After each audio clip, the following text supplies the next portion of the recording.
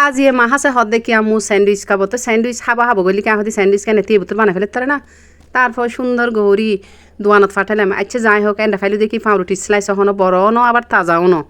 sandwich বানাইতে যদি তাজা পাউরুটি এবং স্লাইস হিসেবে যদি বড় হয় তো এই স্যান্ডউইচ খাইতেও মজা এবং দেখতেও সুন্দর তো আই মেয়নে শুদ্ধ চিকেন দিয়ে সুন্দর করে এরকম স্যান্ডউইচের পুর বানাই লই জিবে অনরার ঘরে যদি চুড়ো বাচ্চা থাকে বিশেষ করে চুড়ো ফুলা ফাইন থাকিলি অনরা স্কুলের টিফিন দিতে কিন্তু বহুত ইজিলি একখান আইটেম এই রেসিপি আর আরেকদিনও নাই অনরাল কিন্তু এই ফুল ভিডিও শেয়ার করছুম এবার আছে যাই হোক এনে কিন্তু স্যান্ডউইচ আছে বানালাম এবেলা ফুয়ালা আর মাছ দিয়ে ডলে সিঁড়ি ফেলার এবেলা হতে আমি 2 তলা কেন করছো 2 তলা কেন করছো 3 তলা করে না কেন দোকানেরগুলো তো 3 তলা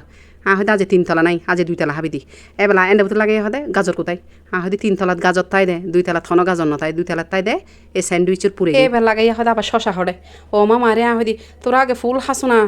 হাসুনা এই অর্ধ এক হরে এত প্রশ্ন ফতি হরে তেলের প্রশ্ন করতে তাই হাই মুহূর্তে তোরা হাতে প্রশ্ন করলে হাই মুহূর্তে হঠাৎ স্যান্ডউইচ হিসেবে কিন্তু বহুত মজই